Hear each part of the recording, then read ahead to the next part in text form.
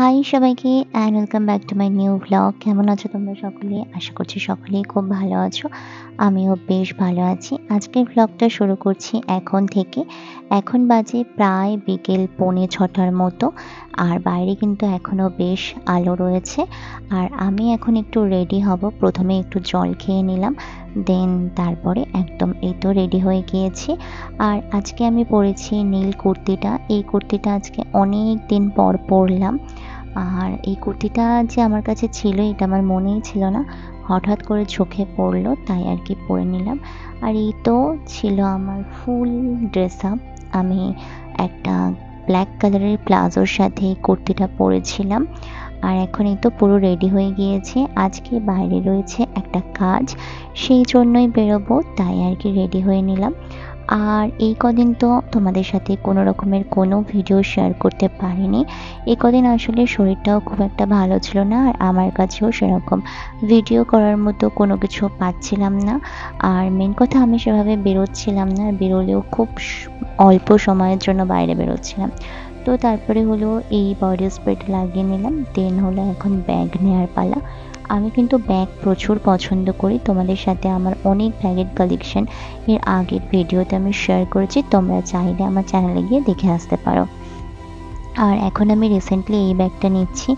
এই ব্যাগটা এই ড্রেস আপের সাথে একদমই যাচ্ছে না, সেটা আমি খুব ভালো মতো জানি, কিন্তু আমার হাতে কোনো উপায় নেই, কারণ আমি সব সময় যে গোল শেপের স্লিং ব্যাগটা ব্যবহার করি, সেই ব্যাগটায় সামান্য কিছু সমস্যা দেখা গেছে এবং চেনটাতেও সমস্যা হচ্ছে, ওই জন্য এখন আর এই ব্যাগটা নিচ্ছি না।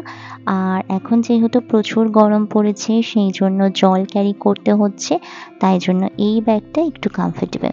তারপরেই দেখো বেরিয়ে পড়েছি, বেরিয়ে এখন সোজা চলে যাব। আজ অনেক দিন বাদে আমি কপালে একটা ছোট্ট কালো রঙের টিপ পরেছি। আর আমাকে আজকে কেমন একটা ফাঁকা ফাঁকা লাগছে, একদমই ভালো লাগছে না। যাই হোক, যে পরিমাণে গরম পড়েছে এর মধ্যে আর সাজগোজ আসছে না।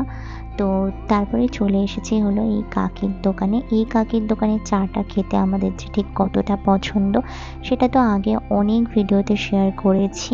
আর সত্যিই কাকির চাটা অমায়িক টেস্ট হয়, ভীষণ ভালো চা।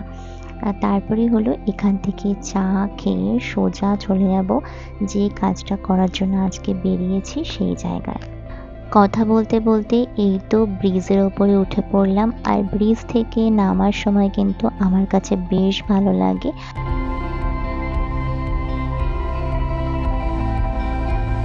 এই তো এখন আমি চলে এসেছি চাপাডালির সামনে। একদম চাপাডালি বাস স্ট্যান্ডের কাছেই আছি। চাপাডালি যে তিতুমির বাস স্ট্যান্ড ওইখানে রয়েছি। আর তারপরেই হলো সোজা চলে আসলাম এইখানে। আমি এইখানে এসেছি হলো এই ফোনের দোকানে।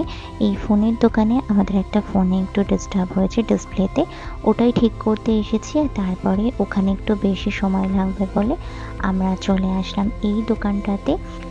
এক কথায় এই দোকানের খাবার কিন্তু বেশ ভালো, আর অনেকটাই রিজনেবল ছিল। এবার বলে দিই এই দোকানটা ঠিক কোথায়। এই দোকানটা রয়েছে হলো চাপাডালি মোড়ে, যে স্মার্ট পয়েন্ট হয়েছে এখন, মানে আগে বিগ বাজার ছিল, এখন স্মার্ট বাজার। ওই ওই স্মার্ট বাজারের অপোজিটেই যে কেএফসি আছে, কেএফসির একদম সামনে একটা গাড়িতে করে এই দোকানটা বসে। আর আমরা নিয়েছিলাম হলো এখানে চিংড়ি, ফ্রাইড চিংড়ি, আর সাথে ছিল হলো চিকেন পাকোড়া। চিকেন পাকোড়াতেও চিকেনের পরিমাণ যথেষ্ট। আর এই চিংড়িটা কিন্তু ছিল পুরোটাই একদম, মানে কোনো রকমের কোনো কোটিং ছিল না ওপরে, একদম ফ্রেশ ছিল চিংড়িটা, আর খেতেও খুব টেস্ট ছিল। তারপরে ওখান থেকে কাজটা সেরে চলে আসছিলাম হলো বাড়ির দিকে। আর এখন দেখো আবার এই সিরাজ উদ্যান খোলা শুরু হয়েছে। আমি জানতাম না এখন সিরাজ উদ্যান খোলে, আজকে দেখলাম, তাই আর কি ক্যামেরা বন্দি করলাম। আর এই তো এখন সোজা চলে যাব বাড়ির দিকে।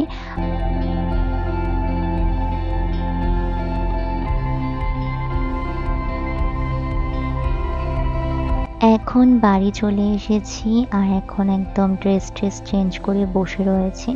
আর আজকে রাতে কিচ্ছু খেতে ইচ্ছা করছে না, ওই জন্য মার কাছে একটু বায়না করছিলাম মা যেন একটু ঝাল ঝাল ডিমের পোলাও বানিয়ে দেয়।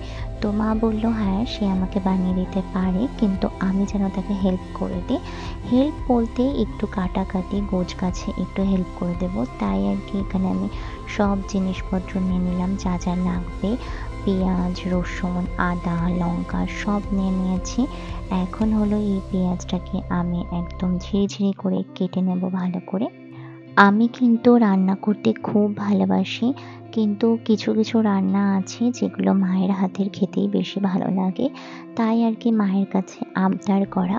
আর মায়ের কাছে বায়না করে আবদার করে যে খাবারটা খাওয়া হয়, সেই খাবারটার স্বাদ কিন্তু আরও ১০০ গুণ বেড়ে যায়। আসলে আজকের এই ডিমের পোলাও রেসিপিটি হলো আমার দিদার। এখন আমার দিদা আর বেঁচে নেই, কিন্তু দিদা যখন বেঁচে ছিলেন তখন কিন্তু এইটা আমাকে বানিয়ে খাওয়াতো। আমি যেহেতু সেই সময় মাছ, মাংস কিছুই খেতাম না, মানে আমি এখন মাংস খাই, মাছ তো খেতাম না, এখনও খাই না। আর তখন মাংসও খেতাম না। তো দিদা আমাকে ভালো মন্দ খাবারের মধ্যে এই ডিমের পোলাওটা বানিয়ে খাওয়াতো। এইটা আমার অনেক ফেভারিট। দিদার মতো মায়েরটাতে অতটাও টেস্ট হয় না, কিন্তু তবুও মায়ের হাতেরটা ভালো লাগে। নিজে বানালে অত আর টেস্ট পাই না, আর ভালোও লাগে না এই রান্নাগুলো নিজে বানিয়ে খেতে।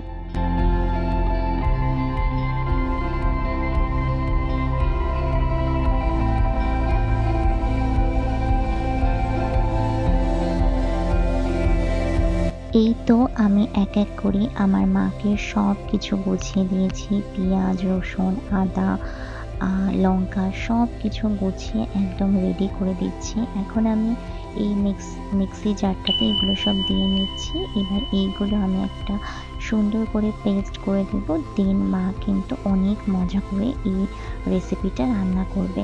আমি এই রেসিপিটা পুরোটা শেয়ার করিনি। তোমরা যদি এই রেসিপিটা জানতে চাও তাহলে তোমরা আমাকে কমেন্ট করতে পারো, আমি তোমাদেরকে ফুল রেসিপিটা দিয়ে দেবো।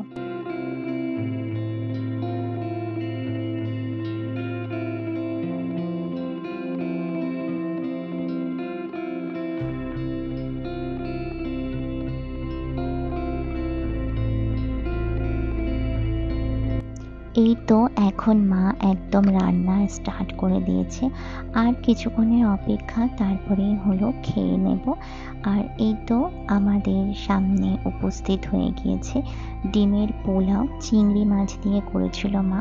আর সত্যি বলতে এটা খেতে অনেক ভালো স্বাদ হয়, আর তার সাথে সাথে অনেক ঝাল ঝাল হয়। একদম মানে ভীষণ ঝাল ঝাল একটা সুন্দর রেসিপি।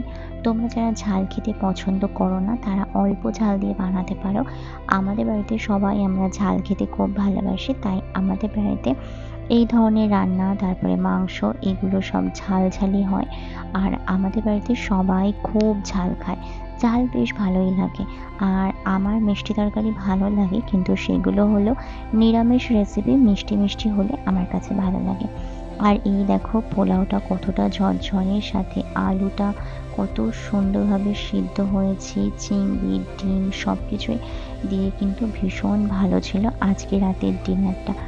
তো এই তো ছিল আমার আজকের ব্লগ। ভিডিওটা ভালো লাগলে প্লিজ একটা লাইক করে দিও, আর আমার চ্যানেলটিকে অবশ্যই করে সাবস্ক্রাইব করো। দেখা হবে পরের কোনো ভিডিওতে। ততক্ষণ সুস্থ থেকো, সাবধানে থেকো, টাটা।